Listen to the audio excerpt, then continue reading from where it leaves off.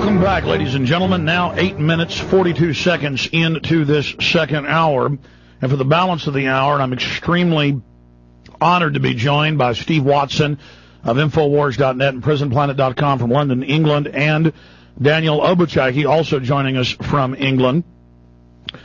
Now, let me just set the table here. On the morning of 7/7/2005, 3 bombs blew up, destroying 3 different train passenger carriages, killing quite a few people, tragically.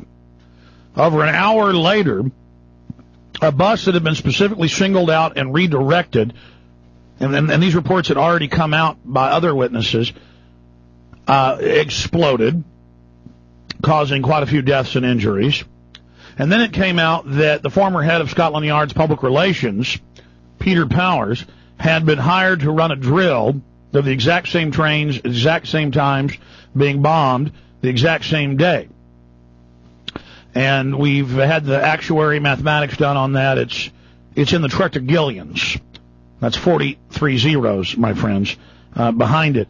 That's many, many more times, billions of times more than all the grains of sand in all the world. On 9/11, they're doing a drill of flying hijacked jets in the World Trade Center and Pentagon at the exact same time yet again as well.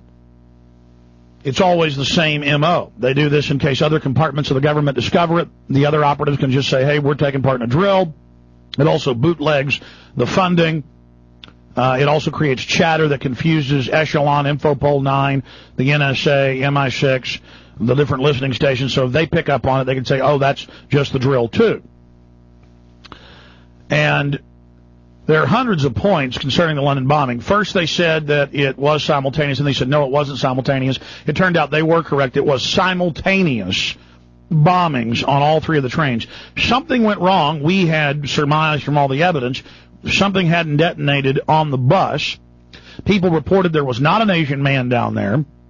People had reported that suddenly there was just an explosion. Folks had reported that the bus had been singled out and diverted. I talked to bus drivers who'd heard about it. I talked to technicians who worked in that bus terminal about strange things and strange technicians working on that bus. And so from the evidence we had, something hadn't gone off simultaneously in the bus, so they redirected it. While they were redirecting it, to make sure it went off, from all the evidence we have, MI6, MI5, or some private agency that was carrying this out, clearly in collusion with the government, needed time to cover up what was happening with the bus because something had gone wrong. So for an hour and several minutes, they were announcing a power surge had caused some type of explosions. And now you got 3 blown up trains, dead people everywhere. They're coming out, bleeding, dying. They're telling everyone bombs went off. And the police are saying, no, no, no, it's a power surge. While, meanwhile, black sedans, blue sedans, motorcycles are directing this particular bus, the Hackney bus, to Tavistock Park, Tavistock Square. On board that bus is Daniel Obachike. And Daniel is there. And he's now going to tell you what he witnessed. And this is an eyewitness. Now, other eyewitnesses interviewed by police, and again, most police aren't involved in this. That's why we have Scotland Yard going, we don't think these guys knew they had bombs. We don't think that they were suicide bombers. We think someone gave them these packages. But then you got the problem of one of the bombers' passports, ID cards being found at 2 different bombings. So somebody messed up in the planting. You've got Benjamin Netanyahu being admitted, Associated Press, at least 30 minutes before getting a call and being told, don't get on the trains, stay in your hotel room. This is all on record. You've got Giuliani there when this happens. All very suspicious, folks. Same people, same players. This is so disgusting. And so we have Daniel there on the bus, and he's going to tell you what he witnessed. This is huge. I cannot hype this enough. I know Steve's working on a part 2 with this, so I want to bring up Daniel. Daniel, thank you for coming on. That's okay. How are you doing? Good, sir. Tell us a little bit about yourself, and then give us a thumbnail sketch of what happened on that bus that morning, what you witnessed, and then any more details that you haven't already given us for the Infowars.net story. And then I first want to say thank you for your courage, sir. Tell us first about yourself and how you got the courage to go public. Okay, I'm just a regular guy. I've born, bred, work in London, and that day I was on my way to work in Old Street, and there was some kind of disruption going on. We were told it was a power surge, and we were evacuated, and that's how I became to be on the bus. And then after that, the bus left Euston, full of passengers who were also evacuated, and the bus seemed to be going nowhere. So I looked out of the, because I was standing on the lower deck, because I wasn't sure whether I was on the correct bus.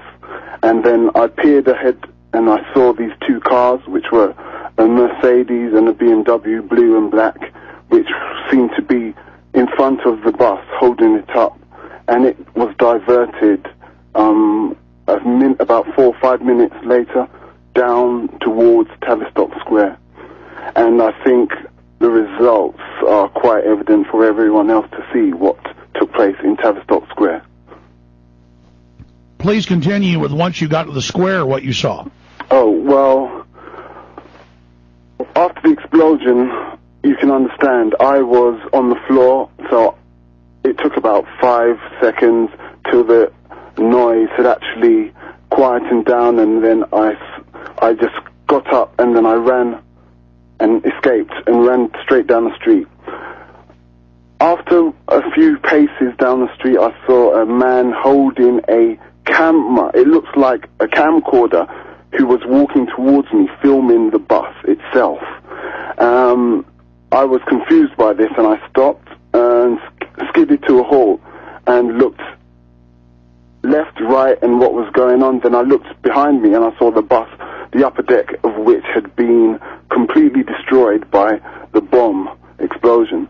And then I think at that point, my mind must have just changed into some kind of, I was really not frightened, but I was aware that something amiss was going on, and I was just looking at the people moving into the actual space on the square. There were guys who were hanging around. There was a row of policemen who were just standing there in yellow fluorescent suits, jackets. They weren't doing anything. They were just watching. There was this guy filming, and I'm saying, what is going on here?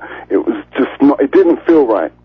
So I actually went and helped some woman who had been walking beside the bus.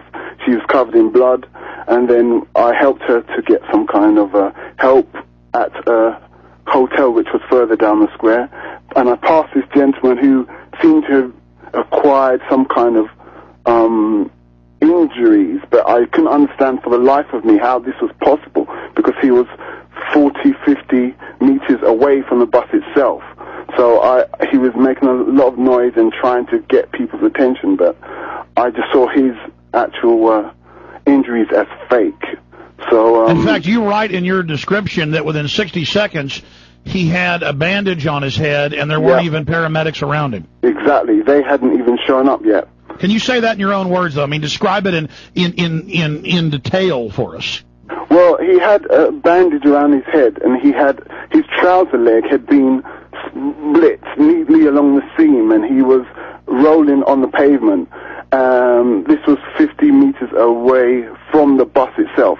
The bus bomb itself blew backwards, so one lady who was at the back where I was standing in the center of the bus, or by the window, she actually died, and someone walking behind the bus also died. So the bus blew backwards, the bomb blew backwards. So this guy, it was just a complete fake injury, and he was just some guy who was, I don't know what his role was specifically. There were a lot of people observing, I noted. Some people were running forward, the medical staff and the medical professionals were, you could tell who they were, because they were trying to see what they could do for people.